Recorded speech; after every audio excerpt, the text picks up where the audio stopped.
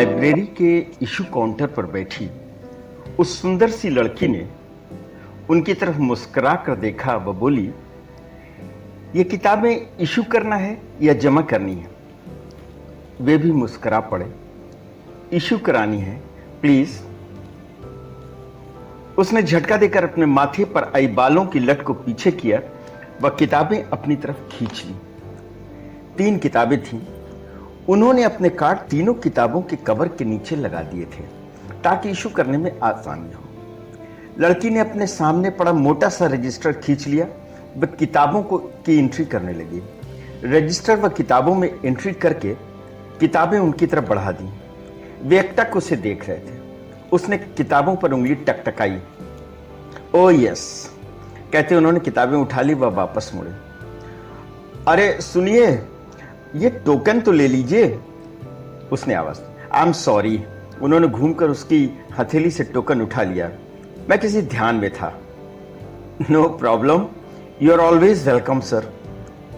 तीखी मुस्कान से उस लड़की ने कहा। आप यहां नई आई हैं क्या? उनसे पूछे बिना ना रहा गया।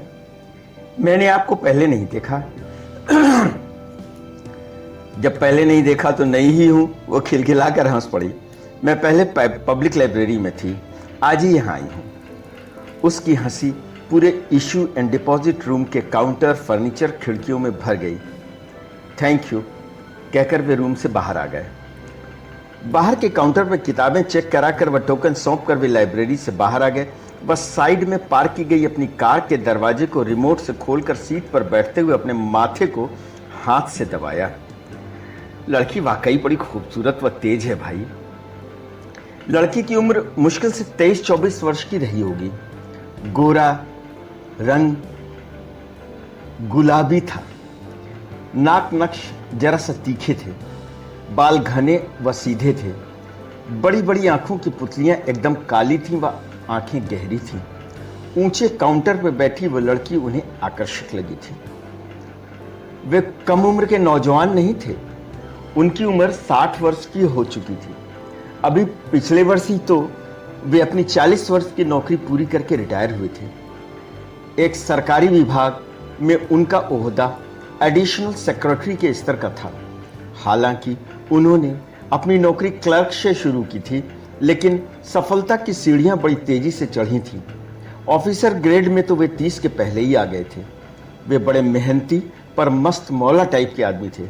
पढ़ने लिखने का शौक उन्हें पहले से ही रहा था। वे अपने समय में आकर्षक व्यक्तित्व के मालिक रहे थे। उनका रंग गोरा चिट्टा था। कद भी अच्छा था, 5 फीट 10 इंच। बचपन में गांव में पिताजी के निर्देश पर अखाड़े में की गई मेहनत ने उनका साथ ताउम्र दिया था।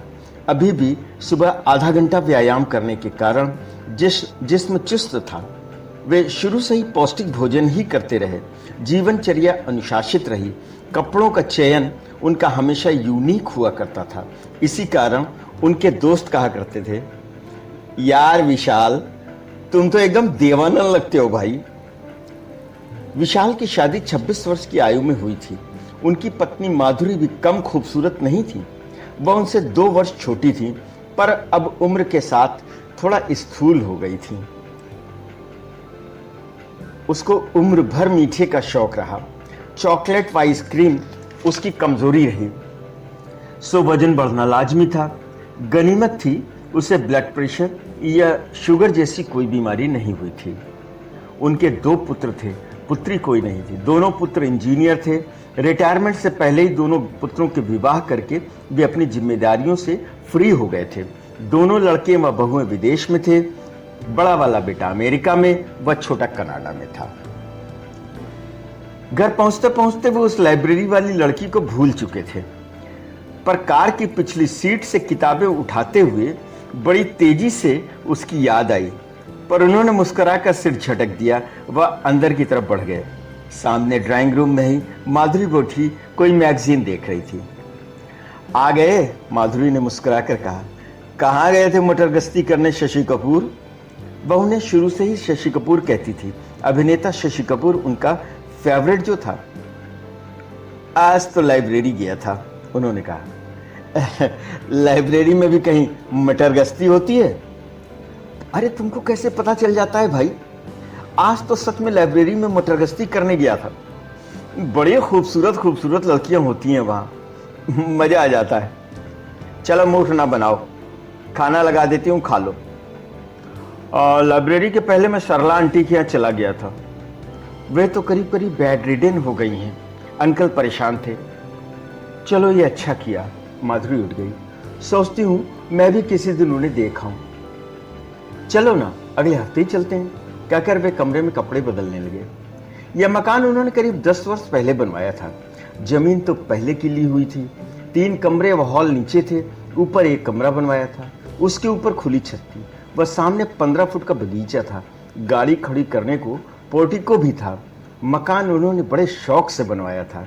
माधुरी मकान को रखती भी बड़े सलीके से थी।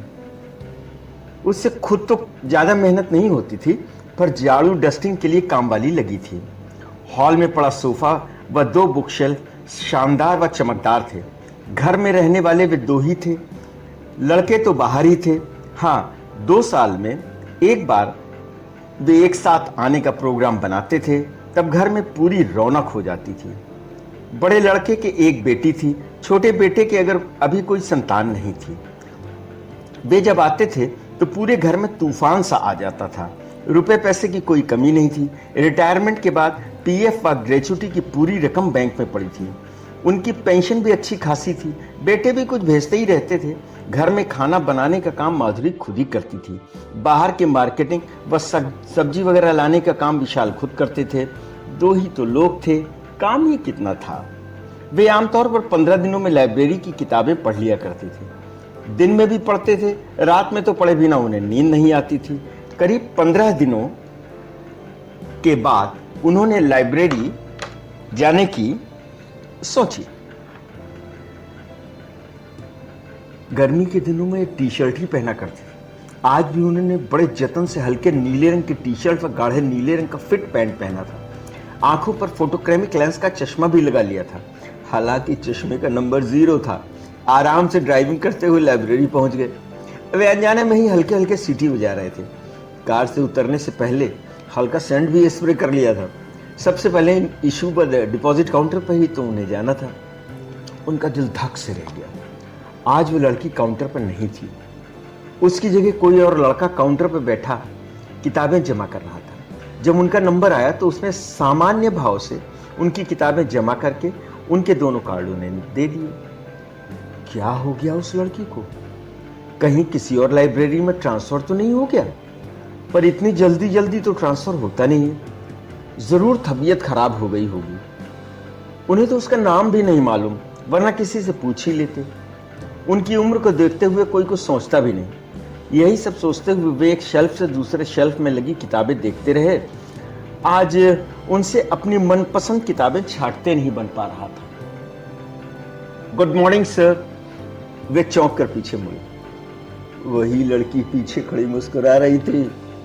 वे एक क्षण के लिए ताज्जुब में पड़ गए। वह आज और भी सुंदर और दिलकश लग रही थी। हरे रंग के सूट में उसकी खूबसूरती और भी खिल रही थी। काउंटर पर बैठी हुई तो वो आधी दिखाई देती थी, पर इस समय पूर्ण रूप से उनके सामने थी। उसके पैरों में पतली मैचिंग चप्पलें थी। गुड मॉर्निंग, बल्कि वेरी गुड मॉर्निंग। उन्होंने अपने को संभाल लिया। वे वाकई चौंक गए। आई एम सॉरी सर, मुझे पीछे से आवाज नहीं देनी चाहिए थी। I am really sorry sir. नहीं नहीं नहीं, कोई बात नहीं है। आज आप ड्यूटी काउंटर पर नहीं है क्या? नहीं, यहाँ का कैटलॉग बड़ा अव्यवस्थित है, वही ठीक करने के लिए कहा गया है। आप किस तरह की किताबें पढ़ते हैं सर? नॉर्मली मैं हर विषय पर पुस्तकें पढ़ लेता हूँ, पर मेरी खास पसंद सोशल राइटिंग है। आज लगता है अभी तक आपको कोई किताब पसंद नहीं आई है। क्या मैं आपकी कोई मदद करूं? नहीं नहीं, मैं कर लूंगा। फिर तुम्हें अपना भी तो काम करना है, डिस्टर्ब होगा। माफ करना, मैं आपको तुम कह गया। ठीक तो है, आपको मुझे तुम ही कहना चाहिए। और मुझे क्या डिस्टर्ब होगा? कैटलॉग का एक दिन का काम है तो है नहीं। 10 हजार किताबें, पूरे कैटलॉग को चेक करना व फिर मिसिंग को चढ़ाना एक आदमी का काम नहीं है। लाइब्रेरियन भी सिर्फ खाना पूर्ति करते हैं। कहने को हो गया कि किसी को कैटलॉग के काम में लगाया। उसका चेहरा थोड़ा तमतमा गया था। उसका तमतमाया चेहरा और भी अच्छा लग रहा था। वे किनारे की शेल्फ के पास खड़े होकर बातें कर रहे थे। वह धीरे धीरे बोल रहे थे जिससे दूसरे लोगों को असुविधा ना हो। मैं तो कैटलॉग के पास कभी गया ही नहीं, सीधे शेल्फ से ही किताबें सेलेक्ट कर लेता हूं। आप क्या किसी सरकारी विभाग में हैं? हाँ भाई, गस्टेड अफसर होंगे आप तो। हाँ, कह सकती हो। बात क्या है? मुझे आपसे एक काम है, इसीलिए आपको देखा तो आपके पास आ गई। क्या आप मेरा एक काम कर देंगे? उसने अपनी मुस्कुराहट बिखेरी। बोलो, क्या काम है? जरूर कर दूंगा। उनको अंदर से उतावलापन महसूस हुआ। मुझे अपने कुछ टेस्टिमोनियल्स अटेस्ट कराने हैं। मुझे एक अच्छी जगह अप्लाई करना है। क्या आप अटेस्ट कर देंगे? और कहीं क्यों अप्लाई कर रही हो? यहां तो जॉब कर ही रही हो ना? नहीं सर, मैं यहाँ जॉब नहीं कर रही हूँ, मैं यहाँ ट्रेनिंग कर रही हूँ। मैं एब्लिप कर रही हूँ। मुझे 1 साल लाइब्रेरी में काम करना पड़ता है। तो आप अटेस्ट कर देंगे ना? अटेस्ट तो कर देता, पर एक प्रॉब्लम है। क्या प्रॉब्लम है? क्या आप गस्टेड अफसर नहीं है? नहीं, गस्टेड अफसर तो था, पर अच्छा, तुम्हारा नाम क्या है? मेरा नाम नीरजा है सर, नीरजा टंडन। आपका नाम क्या है? नाम तो मुझे विशाल अंकल कह सकती हो। अंकल तो मैं कभी ना कहूं आपको, तो तुम विशाल कह सकती हो। उन्हें अंदर से खुशी महसूस हुई। पर प्रॉब्लम क्या है ये तो बताइए। देखो नीरजा, वो क्या है कि मैं रिटायर हो चुका हूं। रिटायर? आप? हो ही नहीं सकता। रिटायर तो 60 साल की उम्र में होते हैं ना। क्या आपको जल्दी रिटायर कर दिया गया? नहीं, मैं समय पर ही रिटायर हुआ हूं। अभी पिछले साल ही रिटायर हुआ हूं। पर आपकी उम्र तो 60 की लगती ही नहीं। कितनी लगती है? अब वे भी मुस्कुरा पड़े। नीरजा ने उन्हें ध्यान से देखा, ऊपर से नीचे तक देखा, फिर बोली 50, बस, इससे ज्यादा नहीं। पर मैं तो समझता था कि तुम यहां नौकरी करती हो। क्या ट्रेनिंग में कुछ पैसा भी देते हैं? हाँ, स्टाइपेंड देते हैं, पर ज्यादा नहीं। मैं तो सोच रही थी कि आपसे मेरा काम हो जाएगा। अरे, मैं तुम्हारे लिए कुछ भी कर सकता हूं। सच कह रहे हैं? उसने धीरे धीरे अपनी निगाह ऊपर उठाई। वह उनके चेहरे की तरफ देखा। क्या सच ही? बिल्कुल सच। मेरे कई साथी हैं, मैं किसी से भी अटेस्ट करा दूंगा। देखूं कौन से पेपर है। अभी लाई, मेरे बैग में ऑफिस में है। आप पूरी फाइल ही ले लीजिएगा, यहां किसी को पता नहीं चलना चाहिए। वह जल्दी से ऑफिस की ओर चल दी। उनको अंदर से बड़ा अच्छा लग रहा था। उन्होंने जल्दी से किताबें देखी व उसी शेल्फ से 3 किताबें फाइनल कर ली। तभी नीरजा वापस आ गई। उसके हाथ में एक ऑफिस फाइल थी। इसी में सारे टेस्टिमोनियल्स हैं जिन्हें अटेस्ट करना है। उनमें फ्लैग लगे हैं। इसमें मेरी एप्लीकेशन भी है। प्लीज मेरा साइन भी वेरीफाई करा दीजिएगा। ठीक है। ओरिजिनल कहाँ है? ओरिजिनल तो यहाँ नहीं है। क्या नहीं हो पाएगा? ये सभी ओरिजिनल की फोटो कॉपीज ही हैं। चलो कोई बात नहीं है, मैं कह दूंगा ओरिजिनल मैंने देख लिया है। फिर फोटोकॉपी भी तो ओरिजिनल से ही होती है ना। थैंक यू सर, आपको बड़ा एहसान होगा। लगता है आपने बुक्स फाइनल कर ली हैं। आइए बैठिए, मैं बुक इशू करा लाती हूँ। कार्ड भी दे दीजिए। उन्होंने कार्ड व पुस्तकें उसे दे दी। वह इशू कराने के लिए चली गई। वे फाइल हाथ में लिए बुक शेल्फ के पास खड़े रहे, किताबें देखते रहे। उनका मन नीरजा का कहा बार बार उनके मन में गूंजता रहा। उसने क्यों कहा कि अंकल तो मैं कभी ना कहूँ आपको। चलो, अगर वह उसे 50 कभी मानती है तो अंकल लायक बड़ा तो उसे मानना ही चाहिए। उन्हें थोड़ा गर्व भी महसूस हुआ। ऐसे ही नहीं, उनके दोस्त उन्हें पहले देवानंद कहकर बुलाते थे। नीरजा ने कहा था फाइल में उसकी एप्लीकेशन भी है। उन्होंने फाइल खोलकर देखी। उनका मन खुश हो गया। एप्लीकेशन में उसका प्यारा सा फोटो लगा हुआ था। क्या देख रहे हैं? उन्होंने ध्यान नहीं दिया था नीरजा वापस आ चुकी थी। अच्छा, मेरा फोटो देख रहे हैं ना? देखिए, जी भर के देखिए, बल्कि कहिएगा तो मैं अपना एक फोटो अलग से दे दूंगी। एप्लीकेशन में छोटा फोटो लगाते हैं नीरजा, तुमने पासपोर्ट साइज वाला लगा रखा है, वही देख रहा था। पासपोर्ट साइज ही मांगा है। ये लीजिए अपनी किताबें व टोकन। तो कब आऊं मैं आपके घर? घर? वो किस लिए? अरे पेपर लेने के लिए। नीरजा शरारत से मुस्कुरा पड़ी। आप तो घबरा गए, अप्लाई भी तो करना है, कब टेस्ट कराएंगे?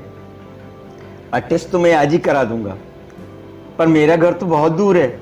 ऐसा है, मुझे 2-3 दिनों में इधर आना है, मैं ही आकर दे दूंगा। आपके पास कार है ना? मैंने देखा है, किसी दिन उस पर मुझे भी घुमाइए ना। जब कहो, पर आज मैं चलता हूं। तुम तो शाम को ही निकल पाती होगी। मैं ठीक 5 बजे निकल जाती हूँ। आप ऐसा कीजिएगा, आप परसों 5 बजे ही आइएगा। गाड़ी सड़क पर ही पार्क कर दीजिएगा, मैं वहीं आपसे पेपर ले लूंगी। परसों जरूर आइएगा। पक्का, कहकर उन्होंने किताबें उठा ली व हाथ हिलाकर बाहर आ गए। गाड़ी का दरवाजा खोलकर किताबें व फाइल पीछे की सीट पर रखकर ड्राइविंग सीट पर बैठे व रुमाल निकालकर पसीना पोंछा। नीरजा एक तेज नशे की तरह उनके व्यक्तित्व पर छाती चली जा रही थी। अटेस्ट करने का क्या है, उन्होंने गाड़ी स्टार्ट करते हुए सोचा। एडिशनल सेक्रेटरी की मोहरें घर पर पड़ी ही रहती हैं, अभी भी पड़ी है, मुहर लगाकर अटेस्ट कर साइन कर देंगे, बस हो गया काम। किसी को क्या मालूम कब किया था। घर पहुंचकर उन्होंने मुहर ढूंढ ली, उनके ऑफिस वाले बैग में ही मिल गई। अपनी स्टडी वाले छोटे रूम में आकर उन्होंने सभी टेस्टिमोनियल्स पर मुहर लगाकर साइन भी कर दिए, ऊपर अटेस्ट भी लिखकर साइन कर दिया। फिर पता नहीं क्या मन में आया, उसकी एप्लीकेशन स्कैन कर ली। कलर प्रिंटर व स्कैनर उनके पास था ही।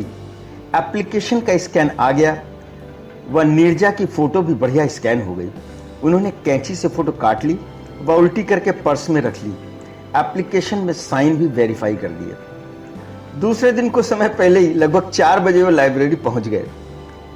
बाहर सड़क पर ही गाड़ी पार्क कर दी। आज भी उन्होंने टी शर्ट और पैंट पहनी थी, पर कलर अलग था।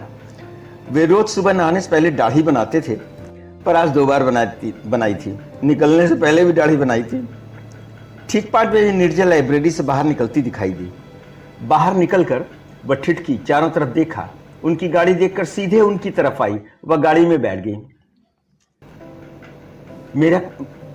मेरा काम हुआ? उसने सीधे पूछा। हाँ, हो गया। नीरजा, ये सड़क है, तुम चेक भी तो कर लो, कहीं छूटा ना हो। आओ बैठो। उन्होंने पैसेंजर साइड का दरवाजा खोल दिया। नीरजा वहां 2 क्षण खड़ी रही, फिर घूमकर आकर बैठ गई व दरवाजा बंद कर लिया। आज उसने ऊंची अड़ी की सैंडल पहन रखी थी। उन्होंने इंजन स्टार्ट कर दिया। उन्हें इंजन स्टार्ट करते देख उसने नजरें उठाई। कहां ले जा रहे हैं मुझे? कहीं नहीं, गाड़ी खड़ी करना ठीक नहीं लग रहा है, अगले चौराहे पर उतर जाना। अच्छा एक बात बताइए, मुझे भगा करके तो नहीं ले जा रहे हैं? वह हंस पड़ी। मन तो यही कर रहा है। वे भी हंस पड़े। पर ऐसा है नहीं, तुम पेपर तो चेक कर लो। करती हूँ। उसने फाइल खोल ली व एक एक पेपर चेक करने लगी। ठीक है, बस एक जगह अटेस्ट लिखना रह गया है, पर कोई बात नहीं, मैं खुद लिख लूंगी। थैंक यू सर, आपने मेरा बड़ा काम कर दिया। ये एप्लीकेशन तुम फिशरीज डिपार्टमेंट में दे रही हो ना? हाँ, उनके हेड ऑफिस में काफ़ी बड़ी लाइब्रेरी है, उसी की वैकेंसी आई है। 2 पोस्ट है, बहुत लोग अप्लाई कर रहे हैं, मेरे साथ के भी तो कर रहे हैं। सेंट्रल गवर्नमेंट जॉब है ना, देखिए क्या होता है। फिशरीज के ज्वाइंट सेक्रेटरी मेरे अच्छे दोस्त हैं। अच्छा, वे तो बड़े ऊंचे अफसर हुए। हाँ, तुम कहो तो मैं उनसे कह सकता हूं। वह कई क्षणों तक उनके चेहरे की तरफ देखती रही, फिर अचानक उनके घुटनों पर हाथ रखकर बोली, मेरा यह काम तुम्हें कराना होगा। ज्वाइंट सेक्रेटरी चाहेगा तो यह जॉब मुझे जरूर मिल जाएगा, सिर्फ इंटरव्यू ही है। प्लीज मेरा यह काम करा दो ना, मुझे इस जॉब की बड़ी जरूरत है। फिर वह जैसे अपने इस आवेग पर झेप कर सिकुड़ कर बैठ गई। उनके पांव एक्सीलेटर पर थरथरा रहे थे। मैं देख लूंगा, डोंट वरी, मैंने उसके कई काम किए हैं। चौराहा आ गया, तुम्हें उतरना है या आगे चल रहे हैं? चलते रहिए। आई एम सॉरी सर, मैंने भी आपको तुम कह दिया, माफ कर दीजिए, मैं जोश में आ गई थी।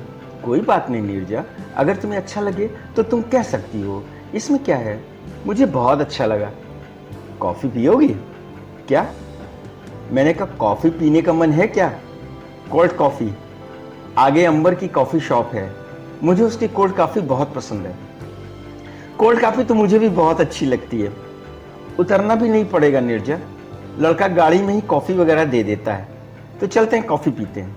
वह चुप रही। अंबर कैफे सड़क पर ही था। सड़क के पीछे सड़क व पटरी के बीच लोहे की रेलिंग लगी थी। उन्होंने गाड़ी लोहे की रेलिंग के साथ लगा दी व हल्के से हॉर्न बजाया। एक लड़का तुरंत आया। Yes sir. 2 cold coffee, 2 pastry भी लाना। लड़का चला गया। आपने पेस्ट्री क्यों मंगवाई? बात तो कॉफी की हुई थी। कोल्ड कॉफी के साथ इनकी पेस्ट्री का अलग मजा है। मैं पेस्ट्री नहीं खाऊंगी, तुम ही खाना। पेस्ट्री तो तुम जरूर खाओगे, पेस्ट्री तुम्हें पसंद जो है। तुम्हें आपको कैसे पता चला? मैं जानता हूं, तुम जब ना कहती हो ना तो उसका मतलब होता है हाँ।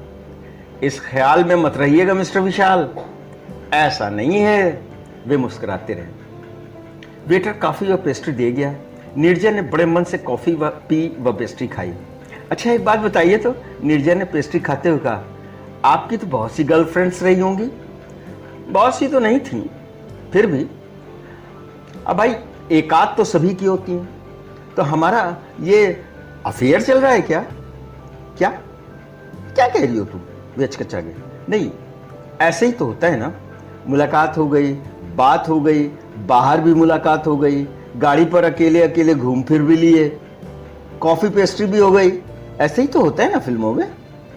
फिल्मों में होता होगा, ऐसे होता नहीं है। तुम्हें देर हो रही होगी, क्या मैं तुम्हें घर छोड़ दूं? नहीं नहीं नहीं, मैं ऑटो पकड़ूंगी।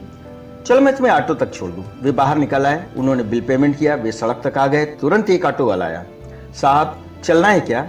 हाँ जाना है। तुम्हें कहाँ जाना है नीरजा?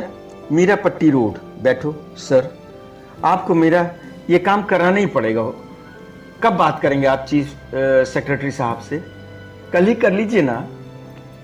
अरे इतनी जल्दी नहीं, अभी तो तुम एप्लीकेशन भेजो, 2-3 दिन तो एप्लीकेशन पहुंचने में ही लग जाएंगे। इसी हफ्ते में बात कर लूंगा। आप कब लाइब्रेरी आइएगा सर? बात करते ही आ जाइएगा ना? हाँ ठीक है, मैं जल्दी ही आऊंगा। वैसे भी लाइब्रेरी तो आना ही है ना। मेरी डिटेल तो आपके पास होगी नहीं। अच्छा होता मैं एप्लीकेशन की एक कॉपी आपको दे देती। मैंने स्कैन कर लिया है, परेशान ना हो, डिटेल है मेरे पास। पर फोटो तो अच्छी नहीं आई होगी ना? बहुत अच्छी आई है, वे बेध्वानी में कह गए। वह खिलखिला कर हंस पड़ी। अरे तो कहिए तो मैं अपनी एक फोटो दे ही दूं, मेरे बैग में ही है। अरे नहीं भाई, मैं क्या करूंगा तुम्हारा फोटो का? फिर स्कैन कॉपी तो है ही है। करिएगा क्या, देखिएगा। वह तेज मुस्कुराहट के साथ ऑटो में जाकर बैठ गई। फिर आपके साथ तो ओरिजिनल मैं हूं। हाँ मुझे देखिए, फोटो से क्या होगा। ऑटो आगे बढ़ गया। वे आकर कार में बैठ गए। बाप रे, न सिर्फ तेज लड़की है बल्कि वाचाल भी है। थोड़ा बचपना तो है ही, अल्लड़पन भी है। उन्होंने गाड़ी घर की तरफ मोड़ दी। ज्वाइंट सेक्रेटरी से उनकी मुलाकात तीसरे दिन ही क्लब में हो गई। वह बड़ा खुश था, उसका प्रमोशन हो गया था। 2-3 लोग और थे। पार्टी जोर शोर से चल रही थी। उन्होंने भी एक सॉफ्ट ड्रिंक ले लिया था। वह उनसे 2 साल जूनियर था, उन्हें सर कहता था। मौका देखकर उन्होंने चर्चा छेड़ी। यार दोस्त, तुमसे एक छोटा सा काम था। हुक्म कीजिए सर। आज तक तो कोई काम कहा नहीं आपने। कभी जरूरत ही नहीं पड़ी। दरअसल तुम्हारे विभाग के यानी फिशरीज के हेड ऑफिस में लाइब्रेरी है, उसमें वैकेंसी आई है। तुम्हें पता है क्या? अरे सर, मुझे तो लाइब्रेरी ये भी नहीं मालूम। बहरहाल होगी लाइब्रेरी। आपका कोई कैंडिडेट है क्या? हाँ एक लड़की है, मेरी परिचित है। मेरे एक परिचित हैं, उनकी लड़की है। तो प्रॉब्लम क्या है? जब इंटरव्यू होगा तो मुझे याद दिला दीजिएगा, डिटेल लेकर अपने पास रख लीजिए। देख लेना भाई जरा, बड़ी नीडी लड़की है, वैसे डिजर्विंग भी है, एमलिप कर रही है। अरे देखना क्या है सर, वैसे तो ये सुपरिंटेंडेंट लेवल के लोग ऐसा इंटरव्यू लेते हैं, पर मैं कह दूंगा, समझ लीजिए हो गया सर। और सर अगर लड़की ज़्यादा खूबसूरत हो ना तो उससे कहिएगा मुझसे मिल लेगी। जॉइंट सेक्रेटरी अभिमन्यु ने बाईं आंख दबाई। अरे नहीं यार, मेरे बड़े खास हैं, बड़ी सोबर फैमिली है। पर एक बात बताओ, तुम इतनी गर्लफ्रेंड्स मेंटेन कैसे कर लेते हो? बस हो जाता है सब। हेल्थ सप्लीमेंट्स जिंदाबाद। सप्लीमेंट्स में बड़ी ताकत होती है। आपको मेरी किसी सलाह की ज़रूरत हो ना तो निसंकोच बताइएगा। और मन्यु मुस्कुरा रहा, फिर धीरे से बोला, होटल वोटल की भी ज़रूरत हो तो वहाँ वो भी बताइएगा, मेरे बहुत परिचित हैं। क्या बात करते हो यार, मैं ग्रैंडफादर बन चुका हूँ। इससे क्या होता है सर, वैसे तो मैं भी बाबा नाना बन चुका हूँ। अच्छा याद दिलाया, पंकज कहाँ है आजकल? अलीगढ़ में डीएम है और सावित्री सीनियर पैथोलॉजिस्ट बन चुकी है। बढ़िया, बहुत बढ़िया। अच्छा भाई अभिमन्यु, चलते समय भी उन्होंने अभिमन्यु को रिमाइंड करा दिया। इस बार वे 10 दिनों बाद लाइब्रेरी गए। काउंटर पर नीरजा ही बैठी थी। उस समय काउंटर पर मात्र एक लड़का ही किताब इशू करा रहा था। वह जब चला गया तो उन्होंने कहा, बधाई हो नीरजा, तुम्हारा काम हो गया। क्या? उसका चेहरा चमक गया। आपकी बात हो गई क्या? और क्या, तुमने मुझे समझ क्या रखा है। अच्छा आप किताबें देखिए, तब तक मैं 1 आध घंटे की छुट्टी ले लेती हूँ। बाहर चलते हैं, वहाँ ठीक से बात करनी है। ठीक है, ये लो किताबें जमा कर लो।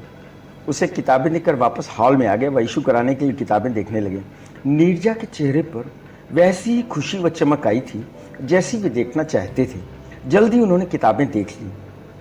आइए सर, लाइए आपकी किताबें मैं इशू करा दूं। नीरजा आ गई थी। काउंटर पर दूसरी लड़की बैठ गई थी। नीरजा ने किताबें इशू कराई, वह उनके साथ ही बाहर आ गई। उन्होंने गाड़ी का दरवाजा खोला, वह अपनी साइड का दरवाजा खोलकर अंदर बैठ गई। चलिए कोल्ड कॉफी पीते हुए बताइएगा क्या बात हुई है। कोल्ड कॉफी नहीं, आज तो मैं तुम्हें हॉट कॉफी के साथ प्याज के पकौड़े खिलाऊंगा। तुम्हें पसंद है? प्याज के पकौड़े भी तो मुझे बेहद पसंद हैं। बिल्कुल चलेगा सर। वे फिर अंबर कैफे पर आ गए। उन्होंने गाड़ी वहीं पर लगाई। हॉर्न के जवाब में तुरंत लड़का आ गया।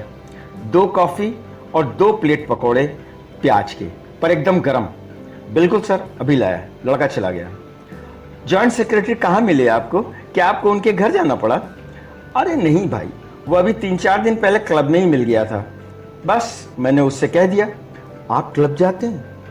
क्या होता है वहाँ? कुछ नहीं, लोग अपना टाइम पास करते हैं, थोड़ा रिलैक्स होते हैं। कुछ लोग बिलियर्ड्स, कार्ड्स या चेस खेलते हैं। आउटडोर में बैडमिंटन या टेबल टेनिस खेलते हैं, बैठते हैं, खाते पीते हैं, फिर घर चले जाते हैं। लोग पीते भी हैं क्या? अब पीने वाले पीते भी हैं, वहाँ इंतजाम तो रहता ही। आप भी पीते हैं वहाँ? नहीं, मैं नहीं पीता। उन्होंने झूठ बोला। अच्छा, फिर क्या हुआ? फिर क्या? जॉइंट सेक्रेटरी ने मुझे देखा तो मेरे पास चलाया। उस पर मेरा बड़ा एहसान है, समझो, एकदम मेरा चेला है। कहने लगा, इतने दिनों से मैं मिला क्यों नहीं? वाइफ के बारे में पूछा, दोनों लड़कों के बारे में पूछा, फिर मैंने तुम्हारे काम का जिक्र कर दिया। क्या कहा आपने उनसे? ठीक से बताइए ना। मैंने कहा, एक सुंदर सी लड़की है, उसके बाल व उसकी आंखें दुनिया में सबसे सुंदर हैं। उस हिरनी जैसी आंखों वाली लड़की ने मछली वाले विभाग में लाइब्रेरियन की पोस्ट के लिए अप्लाई किया है। आप मजाक कर रहे हैं ना? उसकी बड़ी बड़ी आंखें उनके चेहरे पर टिकी हुई थी। आपने ये सब नहीं कहा ना? नहीं यार, मैं मजाक कर रहा हूं भाई। ये सब कोई कहने वाली बातें हैं क्या? मैंने उसे बताया कि फिशरीज में वैकेंसीज है, उसमें मेरी एक करीबी लड़की ने अप्लाई किया है। मैंने उसे इंटरव्यू में देख लेने को कहा। उसने मुझे निश्चिंत किया है कि वो देख लेगा, उसके लिए कोई बड़ा काम नहीं है। मैं आपकी करीबी वाली लड़की हूं। उसने गुस्से से आंखें चढ़ाई। अरे भाई, कुछ तो कहना पड़ता है। फिर इतनी करीब तो बैठी हो, आज भी करीबी वाली हुई कि नहीं? जाइए, ऐसे होता है क्या? करीब बनने का मतलब करीबी लड़की नहीं होता है। पर अब तो मैं आपकी करीबी लड़की हूं ही। कहिए तो एक बार मैं भी उससे मिल लूं। नहीं, बिल्कुल नहीं। उन्होंने जोर से कहा। वह उत्तेजनावश उसका हाथ जोर से पकड़ लिया। तुम मुझसे बिल्कुल नहीं मिलोगी। नहीं मिलूंगी बाबा। उसने अपना हाथ न छुड़ाया। पर इसमें ऐसा क्या हुआ जो आप इतना गुस्सा हो गए? तुम अभिमन्यु जैसे लोगों को जानती नहीं हो। जहां कोई सुंदर लड़की देखी नहीं कि डोरे डालने लगता है। वह तुम्हें फंसाने की कोशिश करेगा, वह कुछ भी कर सकता है। उन्होंने खुद ही उसका हाथ छोड़ दिया। डोरे तो आप भी डाल रहे हैं मिस्टर विशाल, आप भी तो फंसाने की ही कोशिश कर रहे हैं ना। उसके चेहरे पर गाढ़ी मुस्कुराहट थी। क्यों, सही है ना? एकदम गलत है। मैं तो तुम्हारी सिर्फ मदद कर रहा हूं। क्यों कर रहे हैं मेरी मदद? इंसानियत के नाते। तुम तो वकील की तरह जिरह कर रही हो, ठीक है, करिए मदद। इंसानियत के नाते मुझे अच्छा लगता है। अब कब कहिएगा उस अभिमन्यु बदमाश से? इंटरव्यू से 1-2 दिन पहले कह दूंगा, वह करा देगा। तुम बेफिक्र रहो, तुम्हारा सिलेक्शन हो जाएगा। इंटरव्यू तो 1.5-2 महीने बाद ही होगा, तब तक तो वे भूल भी जाएंगे। भूल तो जाएंगे ही, पर मैं याद जो दिला दूंगा। आपने मेरे लिए बड़ी तकलीफ की है सर। अब उसने उनका हाथ पकड़ कर कहा, thank you sir, thank you very much. कोई बात नहीं। उन्होंने उसका हाथ दबा दिया। इंसानियत के नाते दोनों जोर से हंस पड़े। अब मैं चलूं सर? उसने हाथ खींच लिया। हाँ चलो। उन्होंने वेटर को इशारा किया। तुमने अपने माता पिता के बारे में नहीं बताया। मेरे फादर नहीं है, 2 साल पहले एक एक्सीडेंट में वे नहीं रहे। माँ व छोटा भाई है। माँ बीमार है, उन्हें गठिया है। छोटा भाई हाई स्कूल में है। रुपए पैसे पिताजी ठीक ठाक छोड़ गए हैं, पर अब पूंजी ही खा रहे हैं। मकान अपना नहीं है, किराए पर है। मेरी नौकरी लग जाती तो अच्छा रहता, नीरजा ने बताया। नौकरी तो अब लग ही जाएगी। पिताजी के बारे में जानकर दुख हुआ। I am sorry Neerja. वह कुछ न बोली। वेटर बिल के रुपए व बर्तन लेकर चला गया। उन्होंने गाड़ी रिवर्स की व नीरजा को लाइब्रेरी के थोड़ा पहले उतार दिया। विशाल अब 5-7 दिनों पर लाइब्रेरी जाते। उनका लाइब्रेरी जाने का समय 4:30 बजे होता। किताब जमा करते व नई किताब लेते 5 बज जाते। 5 बजे नीरजा अपना सामान समेट लेती। फिर वे अक्सर ही बाहर कॉफी पीने चले जाते। अब नीरजा उनसे खूब घुलकर बात करती थी। वे भी उसे चिढ़ा देते थे। जब वे चिढ़ाते तो वह झूठे गुस्से में मुंह फैला लेती। फिर वे उसे मनाते, उसकी सुंदरता के पुल बांधते। वह खिलखिलाकर हंस देती। वह उन्हें अपना स्मार्ट बॉयफ्रेंड कहती। वे अक्सर कहते उनकी उम्र उसके बॉयफ्रेंड बनने की नहीं है। तब वह नाराज हो जाती। वह कहती, यह बात दोबारा नहीं कहना, उम्र से क्या होता है। उसके स्मार्ट बॉयफ्रेंड जैसा स्मार्ट कोई और हो तो बताएं। उसने कई बार साफ कहा कि वे उसे बहुत अच्छे लगते हैं। वह अक्सर ही उनके कंधे पर अपना सिर टिकाकर आंखें मूंद लेती थी। वे मना करते, कहते लोग देख रहे हैं, तो वो कहती देखने दो, मुझे अच्छा लगता है। वे एक हाथ से ड्राइविंग करते व दूसरे हाथ से उसके बालों को हल्के हल्के सहलाते रहते। उन्होंने एक आध बार उसे कोई गिफ्ट दिलाने की कोशिश की, पर उसने सख्ती से मना कर दिया। वह कहती थी कॉफी, पेस्ट्री, पकौड़ा तक ठीक है, पर गिफ्ट वगैरह नो, बिग नो।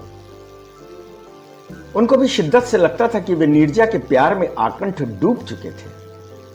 जब भी उससे मिलकर आते बेचैन हो जाते। 5-7 दिनों का इंतजार उनके लिए मुश्किल हो जाता था, पर रोज तो वे जा नहीं सकते थे। पर वो सोचते थे कि ये कैसा प्यार था। अगर ये प्यार नहीं था, यह लगाव था, तो भी ये कैसा लगाव था। भाई, उनकी उम्र 24 साल की लड़की से प्यार करने की नहीं थी। पत्नी थे, बेटे थे, बहुएं थी और एक पोती भी तो थी। पर प्यार तो कोई बंधन नहीं मानता, उम्र का भी नहीं शायद। पर समाज तो था, सामाजिक स्थिति तो थी। उनका एक कदम उनकी सामाजिक स्थिति को खत्म कर सकता था। वे परिपक्व थे, जानते थे। देखते देखते 3 महीने और गुजर गए। लाइब्रेरी का इंटरव्यू हो गया। अभिमन्यु ने इंटरव्यू संभाल लिया था, पर अपॉइंटमेंट फंस गया। किसी ने कोर्ट केस कर दिया था।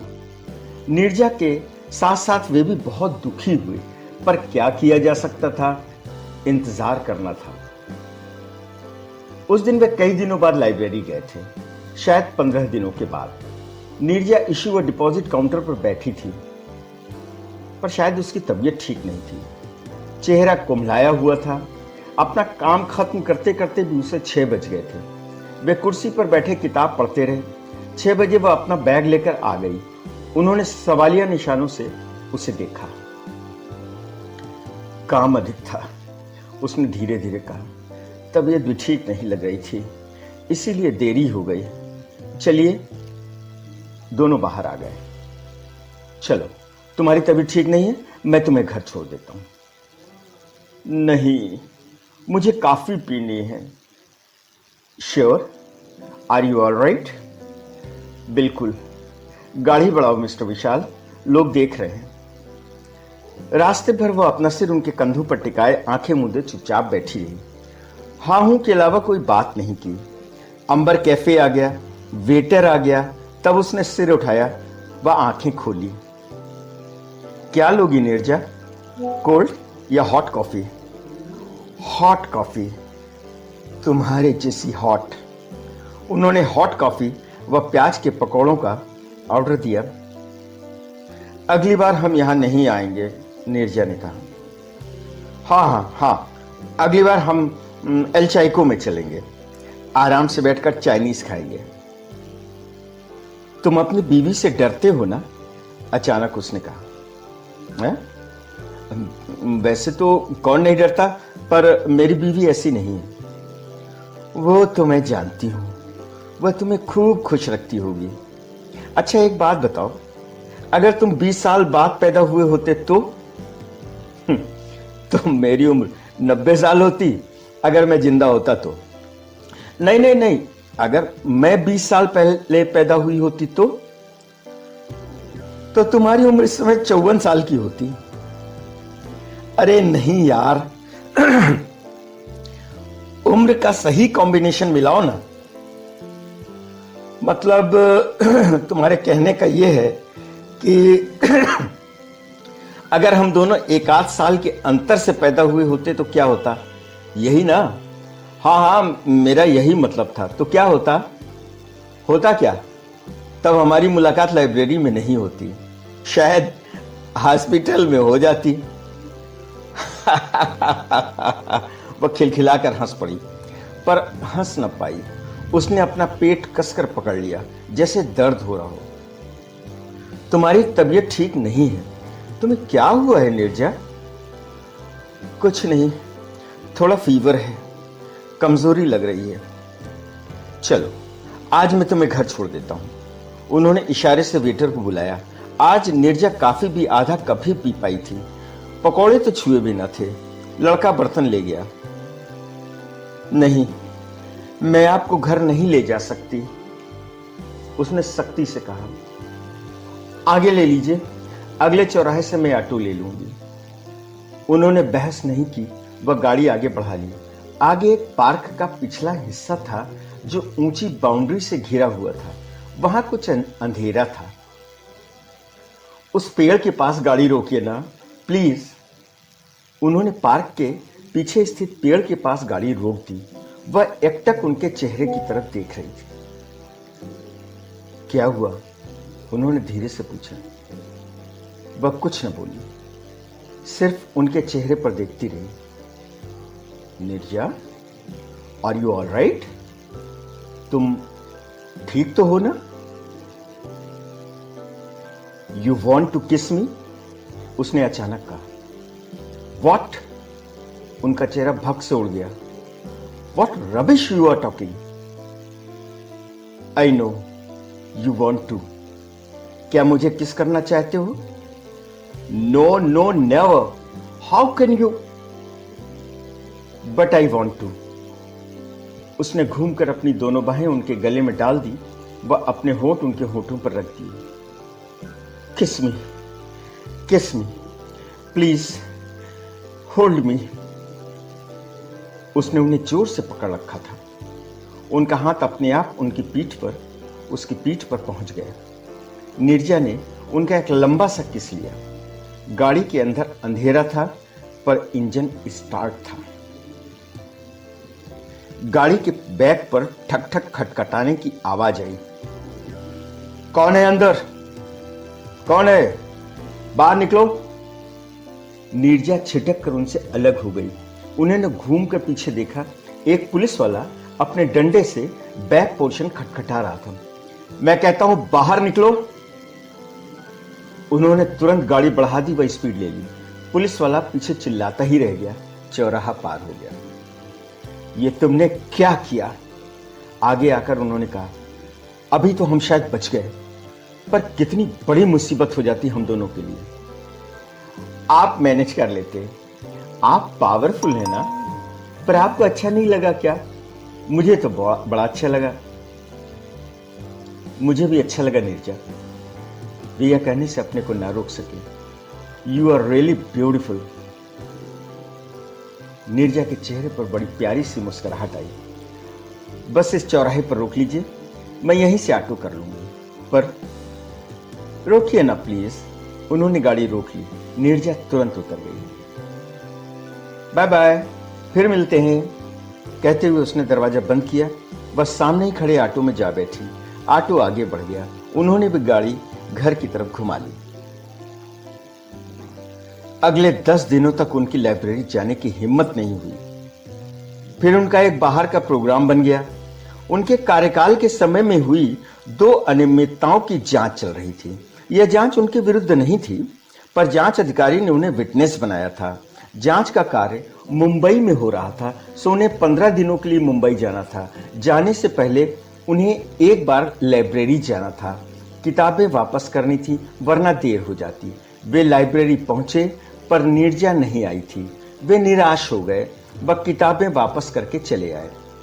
फिर वे मुंबई चले गए। दोनों जांच कमेटियों में अपना विटनेस का काम खत्म करने में उन्हें 20 दिन लग गए। आने के दूसरे दिन ही शाम को 4 बजे लाइब्रेरी पहुंचे। आज भी नीरजा वहां नहीं थी। वे परेशान हो गए। उस दिन ही उसकी तबीयत ठीक नहीं थी। 2-1 लोगों से पूछताछ की, पर कुछ पता न चला। तब वे सीधे लाइब्रेरियन के पास पहुंच गए। एक्सक्यूज मी, मुझे आपकी नीरजा नाम की ट्रेनी से कुछ काम था। मुझे पता चला है कि वह आज नहीं आई है। वह छुट्टी पर है। क्या आप बता सकती हैं कि वह कब तक छुट्टी पर है? लाइब्रेरियन ने उन्हें ध्यान से देखा। आप नीरजा के क्या लगते हैं? किस रिलेशन में हैं? नहीं, वैसे मैं रिलेशन में तो नहीं हूं, पर they are well known to me. आप कैसे परिचित हैं? आपको नीरजा से क्या काम है? दरअसल नीरजा ने ही अपने एक पर्सनल काम के लिए मुझसे कहा था। उसी की जानकारी उसे देनी थी। नीरजा कहाँ है और कैसी है madam? Neerja is not well. वह बीमार है। करीब 20 दिनों से वह छुट्टी पर है। उसकी एप्लीकेशन आई थी। क्या 20 दिनों से छुट्टी पर है? तब तो सीरियस बात लगती है। क्या आपने उसे देखा है? नहीं, मैं तो नहीं गई थी, पर स्टाफ के लोग गए थे। शी इज रियली सीरियसली सिक। क्या आप मुझे उसके घर का एड्रेस दे सकती हैं प्लीज? वो बेचैन है। मुझे तो नहीं मालूम है, पर ऑफिस में होगा।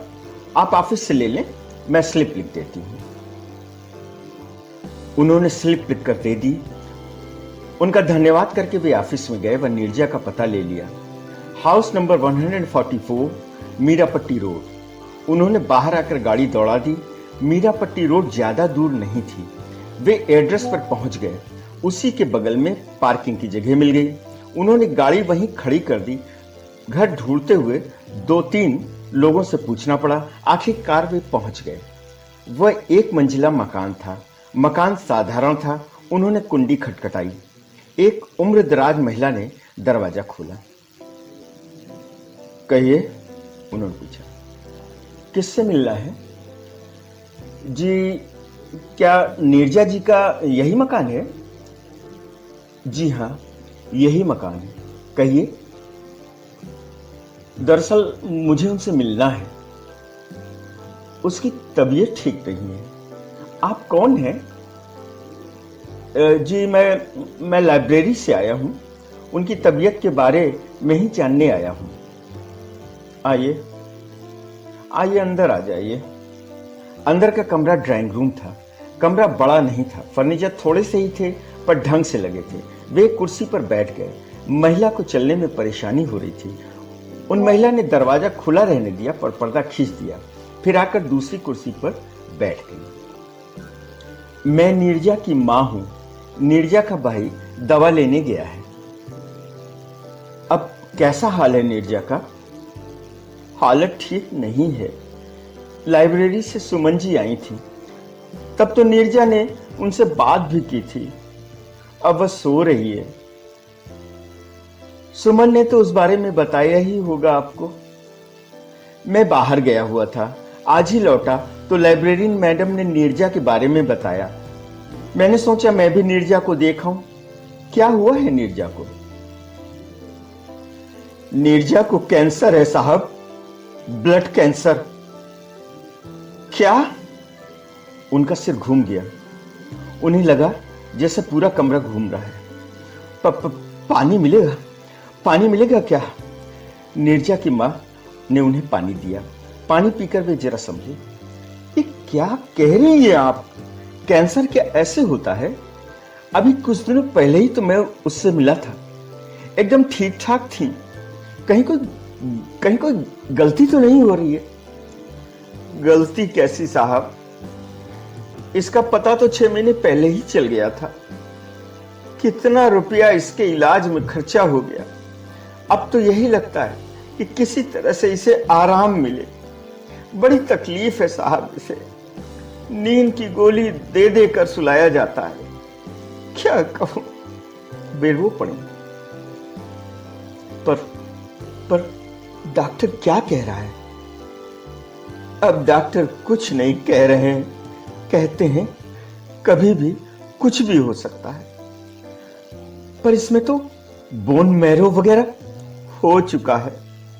2 बार हुआ है। तभी तो लाइब्रेरी वालों ने मदद की थी। अब नहीं हो सकता है। नीरजा की मां चुप हो गई। वे भी चुप रहे। उनकी समझ में नहीं आ रहा था कि क्या कहें। आखिर वे बोले, क्या मैं एक बार नीरजा को देख सकता हूं? मैं उसे बिल्कुल भी डिस्टर्ब नहीं करूंगा, आई प्रॉमिस। 2 लम्हे वो उसे देखती रही, फिर बोली, आइए। वे उसे लेकर अंदर के कमरे में गई। उनका जी धक से रह गया। सीने तक चादर ओढ़े नीरजा सो रही थी, पर यह जैसी वह वाली नीरजा नहीं थी। उसका गोरा गुलाबी चेहरा सांवला लग रहा था। चादर से निकले उसके हाथ स्किनी लग रहे थे। माथा उभरा हुआ वह काफी चौड़ा लग रहा था। बहुत कमजोर हो गई है साहब, उसकी मां ने फुसफुसा कर कहा। वे ज्यादा देर तक खड़े न रह सके, बाहर आ गए। पर्स निकाल कर देखा, करीब 10,000 रुपए थे। निकाल कर नीरजा की मां की तरफ बढ़ाए। उन्होंने सवालिया निगाहों से उन्हें देखा। अब ये लाइब्रेरी से हैं, मैं कल सुबह फिर आऊंगा तो और रुपयों का इंतजाम हो जाएगा। सरकारी मदद है, उसका अच्छे से अच्छा इलाज होगा, वह बच जाएगी। अब मैं चलता हूं, कल फिर आऊंगा। वे किसी तरह से अपने आप को जब्त किए रहे। बाहर निकलकर वह किस तरह से अपनी कार तक पहुंचे उन्हें नहीं मालूम। कार में बैठते ही स्टीयरिंग पर सिर टिकाकर वे बेआवाज फपक पड़े। उनकी नीरजा खो गई थी। इन बीते दिनों की उनकी गैरहाजिरी ने उनसे उनकी नीरजा छीन ली थी। पर वे ऐसी हार नहीं मानेंगे। शहर के बड़े से बड़े डॉक्टर को लाकर खड़ा कर देंगे। वे नीरजा को ऐसे मरने नहीं देंगे। डॉक्टर मित्रा शहर के सबसे बड़े कैंसर स्पेशलिस्ट हैं, उनको लेकर आएंगे। कोई तो रास्ता होगा, कोई तो रास्ता निकलेगा। उन्होंने झटके से सिर उठाया व आंसुओं को पोंछ डाला। दूसरे दिन वे पहले बैंक गए, 50,000 रुपए निकाले। फिर वे डॉक्टर मित्रा के पास खुद गए। उन्होंने दिन में 1 बजे विजिट का वादा किया। उसके बाद वे 144 मीरापट्टी रोड चले गए। घर पर ताला लटक रहा था। वे सन्ने रह गए। अगल बगल से पता करने पर पता चला कि सब नीरजा को लेकर ज्यूड हॉस्पिटल गए हुए हैं। वे बदहवास गाड़ी चलाकर ज्यूड हॉस्पिटल पहुंचे। काउंटर पर पता चला नीरजा आईसीयू में है। आईसीयू के बाहर ही नीरजा की मां बैठी धीरे धीरे रो रही थी। उनके बगल में ही एक 13-14 साल का नीरजा की शक्ल जैसा लड़का बैठा था। वह नीरजा का भाई होगा। वे जाकर नीरजा की मां के बगल में खड़े हो गए। उन्हें देखते ही नीरजा की मां जोर से रो पड़ी। आपके जाने के बाद जब नीरजा जागी तो मैंने उसे बताया कि विशाल आए थे। आपका नाम सुनते ही जैसे वो खिल गई, मुस्कुराई भी थी साहब। मुझे लगा कि वो ठीक हो रही है, पर उसके बाद उसकी तबीयत बिगड़ गई। थोड़ी थोड़ी देर में 2 उल्टियां हुई। उल्टी में खून था साहब, खून। बगल के डॉक्टर प्रकाश को मेरा लड़का बुला लाया। नीरजा बेहोश हो गई थी। उन्होंने उसे अस्पताल ले जाने को कहा। उन्होंने एम्बुलेंस भी बुला दिया। यार डॉक्टर ने जवाब दे दिया है। तभी अंदर से नर्स आई। यहां मिस्टर विशाल कौन है?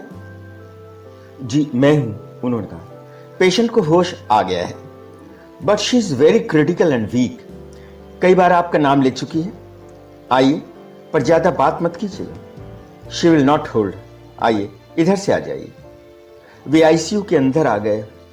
नर्स उन्हें नीरजा के बेड तक ले गई। नीरजा गले तक सफेद चादर ओढ़े लेटी थी। उसकी हिरनी जैसी बड़ी बड़ी आंखें पूरी खुली थी। उन्हें देखते ही उसके होठों पर मुस्कुराहट व आंखों में चमक आ गई।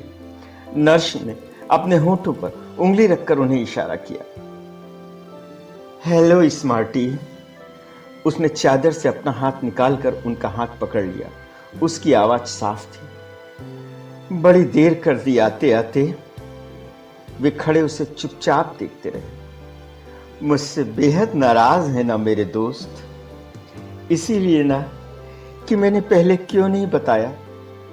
पर अगर मैं पहले बता देती तो मुझे मेरा स्मार्टी बॉयफ्रेंड शायद नहीं मिलता। सही है ना? इतना बोलने में ही उसके माथे पर पसीने की 1-2 बूंदें आ गई। उन्होंने पास पड़ा स्टूल खींच लिया। वह उसके पास ही बैठ गए, जिससे उसे बोलने में जोर न लगाना पड़े। नहीं, मैं तुमसे नाराज नहीं हूं, उन्होंने धीरे से कहा, पर मैं तुमसे बहुत बहुत नाराज हूं। अगर तुम समय रहते मुझे बता देती तो मैं हिंदुस्तान के बड़े से बड़े डॉक्टर से तुम्हारा इलाज कर तुम्हें बचा लेता। नहीं मिस्टर विशाल, मैं जानती थी इसका कोई इलाज नहीं था। आप नाराज मत होइए। मैं जानती हूं मैं आपको मना लूंगा माय डियर फ्रेंड, पर मुझे आपसे माफी मांगनी है। मुझे माफ कर दीजिए प्लीज। पर किस लिए? तुम किस लिए माफी मांग रही हो नीरजा? मैं जीना चाहती थी, इसलिए मेरे पास जितना भी वक्त था मैं उसे जीना चाहती थी, खुशी खुशी जीना चाहती थी। इसीलिए मैंने आपका कुछ चुरा लिया है। चुरा लिया था? पर तुमने मेरा क्या चुरा लिया है? मैंने आपके शांत जीवन से अपने लिए कुछ खुशियों के पल चुरा लिए थे। मिस्टर विशाल, आपके पूरे जीवन के लिए मैंने एक बड़ा सा शून्य छोड़ दिया है। आई एम सॉरी सर, मुझे माफ कर दीजिए सर। माफी की कोई बात है ही नहीं नीरजा, क्योंकि मैं कभी भी तुमसे नाराज हो ही नहीं सकता। अब मैं समझ गया, मेरी नीरजा बहुत बहुत बहादुर है, वेरी ब्रेव। इसीलिए मैं आपको अपने घर नहीं ले जा सकती थी। अगर आप मम्मी से मिलते तो मम्मी आपको सब कुछ सच सच बता देती। अच्छा एक बात बताइए। पूछो नीरजा, कुछ भी पूछो। मैंने तो 20 बार आपको माई स्मार्ट बॉयफ्रेंड कहा है ना? बताइए। हाँ, बिल्कुल कहा है, पर आपने एक बार भी मुझे माई गर्लफ्रेंड नहीं कहा है। कहा है? नहीं, शायद नहीं कहा है। तो कहिए ना प्लीज, मैं सुन रही हूं। मैं इस पल को भी जीना चाहती हूं। उन्होंने उसकी हथेली अपने हाथों में ले ली। वह भरे गले से कहा, this is fact Neerja. You are my sweet little girlfriend and I love you very very much. उसने उनकी हथेली को चूम लिया। नीरजा की आंखें मुनने लगी, जुबान लड़खड़ाने लगी। नर्स जो नर्सिंग काउंटर से देख रही थी तुरंत आई। आप प्लीज प्लीज आप तुरंत बाहर जाइए। सिस्टर, डॉक्टर को कॉल करो, अर्जेंट। वे धीरे धीरे बाहर आकर किनारे पड़ी बेंच पर बैठ गए। डॉक्टर मित्रा के आने की नौबत नहीं आने पाई। उससे पहले ही नीरजा ने आखिरी सांस ले ली। नीरजा का जिस्म पहले घर लाया गया। वे अंतिम संस्कार तक रुके। गाड़ी घर की तरफ मोड़ते समय उनके कानों में नीरजा के आखिरी शब्द गूंजते रहे, मैंने आपके शांत जीवन से अपने लिए खुशियों के कुछ पल चुरा लिए। तुमने मेरे जीवन में शून्य नहीं छोड़ा है नीरजा। वे बुदबुदा पड़े। मेरे जीवन के किसी खाली कोने में अपनी मुस्कुराहटों व खिलखिलाहटों के रंग भी भरे हैं। मैं तुम्हें माफ नहीं कर सकता। मैं तुम्हें माफ नहीं कर सकता। मैं तुम्हें माफ नहीं कर सकता। कभी नहीं, कभी नहीं।